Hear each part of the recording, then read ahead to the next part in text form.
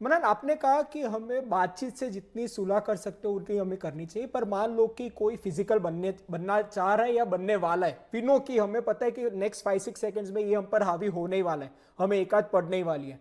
तो आप खुद अपने सेल्फ डिफेंस में, मैं अगर गलत नहीं हूं तो 4 स्टेप प्रोसेस है आपका, शॉक, ब्लास्ट, मॉल और क्रश। तो मैं आपसे वो जानना चाहूंगा कि कोई भी इंसान, ये व्यूअर, कोई अपने घर पे ये सीखना चाहे, वो शायद नॉकआउट क्लब आपके दिल्ली ना आए, पर घर बैठे बैठे ये 4 चीजें बेसिक सीखना चाहे तो वो क्या क्या है, और उसके बारे में आप क्या उन्हें सिखाना चाहेंगे, वो मैं आपसे जानना। So the 4 step formula is very simple. It's called shock, blast, maul, crush. Shock means कि आप बंदे को एकदम से मारो जब वो एक्सपेक्ट ना कर रहा हो। जब आपको रियलाइज हुआ, जैसे कि आपने बोला लड़ाई होने वाली है, मार दो। वेट मत करो कि वो मारेगा पहले। मतलब आपको पहले मारना है। Yes, only when you are 100% sure कि और कोई चारा नहीं है।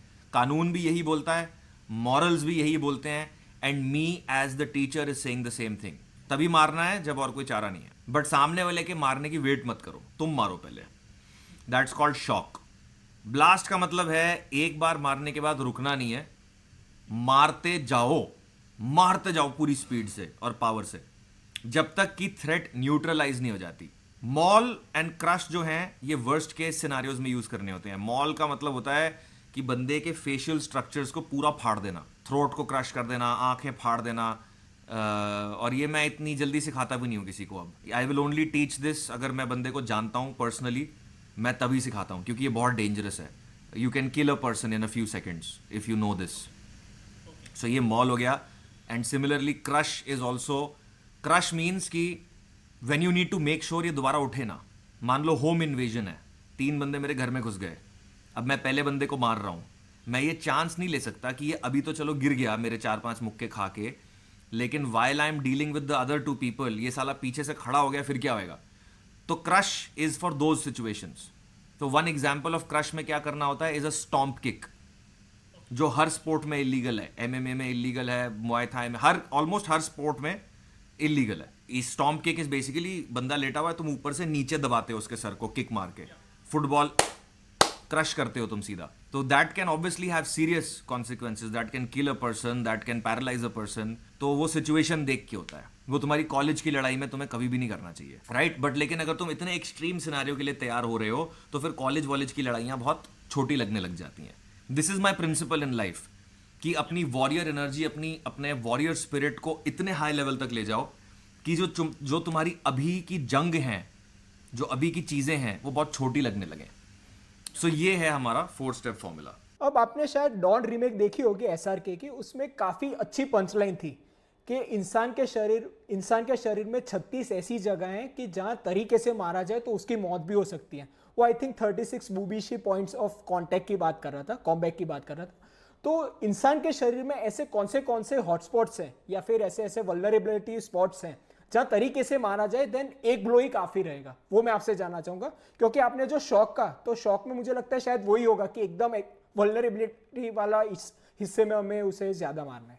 यस, 3-4 ही हैं। You should always target the persons face, chin, jaw, throat, eyes.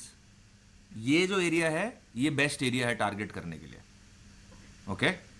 इसके बाद ग्रॉइन है बस। अगर कोई आपको कह रहा है कि ये कलाई पे यहाँ से 3 सेंटीमीटर ऊपर जाओगे तो यहाँ पे एक प्रेशर पॉइंट है, वो प्रेशर पॉइंट को दबाओगे तो वो टेढ़ा हो जाएगा, ये सब सिर्फ पिक्चरों में चलता है। रियल लाइफ में ये जो है चेहरा, इसको ठोको। और अगर आप बहुत अच्छे स्ट्राइकर हो तो आप बॉडी को भी टारगेट कर सकते हो। बॉडी पे भी अगर अच्छे शॉट्स लग गए तो प्रॉब्लम होती है, बट अगेन वो सेकेंडरी है। You should target the face and then you should target the groin. अब यहाँ मैं आपसे सबसे बड़ा सवाल ये पूछना चाहता हूँ कि साइज मैटर्स और नॉट, क्योंकि कई बार क्या होता है कि मान लो कि कोई 5 फुट का है या 5.5 फुट का है, पर वो कोई एकदम लंबे चौड़े मुस्टंडे के साथ उसने पंगा ले लिया है, वो 6-6.5 फुट का एकदम चौड़ा है और ये फिजिकली होने वाला है। तो क्या वो डेविड वर्सेस गोलियत बैटल में क्या वो डिसएडवांटेज में है, और अगर वो आप ट्रेन करते हो तो उसे कैसे ट्रेन करते हो कि ऐसे लोगों पर भी हावी हो सकता है। ब्रो देखो, अगर 2 लोग इक्वली ट्रेंड हैं और एक बंदा ज्यादा स्ट्रांग है, ज्यादा बड़ा है, then yes size matters. But अगर एक बंदे के पास साइज और स्ट्रेंथ है और एक बंदे के पास ट्रेनिंग है, ट्रेनिंग वाला हर बार जीतेगा। कोई उसमें स्किल्स ओवर पावर हो जाएंगे 100%। मतलब उसमें कोई 1% का भी वो नहीं है कि अच्छा लेकिन अगर उसने ये कर दिया, बिल्कुल भी नहीं। क्योंकि उसको तो आता ही नहीं ना मार्शल आर्ट्स, उसने तो किया ही नहीं है। हाँ, बट अगर वो भी ट्रेंड है, आप भी ट्रेंड हो और वो आपसे ज्यादा स्ट्रांग है, तो then the advantage is with that person. But उससे भी डील करने के तरीके हैं, फिर आप अलग रणनीतियां लगा सकते हो, आप अलग चीजें कर सकते हो। लेकिन अगर आप खाली स्ट्रेंथ, साइज, इन सब चीजों को कंपेयर करो with training, no chance, nothing. छोटा सा बंदा 4 बड़े बड़े मुष्टंडों को अकेला लपेट सकता है, और ये मैंने अपनी आंखों के सामने होते हुए देखा है। बताता हूं एक स्टोरी। तो एक बार मेरी लड़ाई हो गई थी, बहुत पहले की बात है, ये उस टाइम से भी पहले की बात है जब मेरे को मार्शल आर्ट्स आती थी। सो मैंने किसी को हेल्प के लिए बुलाया, और हमारी फैमिली का एक चौकीदार टाइप का बंदा था, छोटा सा पतला सा एकदम।